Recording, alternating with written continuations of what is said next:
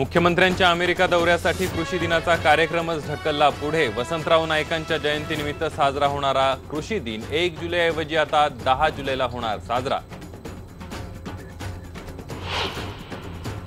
अशा पद्धतीने शंका उपस्थित करणं, अशा पद्धतीने संदिग्धता निर्माण करणं हे राजकीय षडयंत्र आहे, याशिवाय दुसरं काही असेल असं मला वाटतं। विनोद तावडेंच्या बचावासाठी धावले अर्थमंत्री सुधीर मुनगंटीवार आणि सहकार मंत्री चंद्रकांत पाटील। शिक्षण खात्याच्या कंत्राटांमध्ये कोणतीही अनियमितता झालीच नसल्याचं केलं स्पष्ट।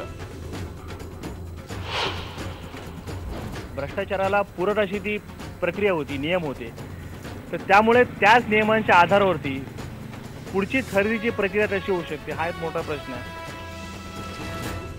भाजपच्या मंत्र्यांवर भ्रष्टाचाराचे आरोप होणं दुर्दैवी, लोकांना स्वच्छ प्रशासन हवंय, शिवसेनेचे भाजपला चिमटे।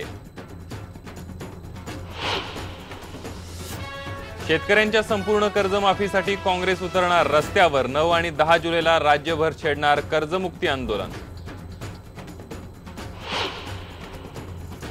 मार्चचे डॉक्टर 2 जुलैपासून जाणार बेमुदत संपावर। राज्यातले 4000 डॉक्टर होणार संपात सहभागी।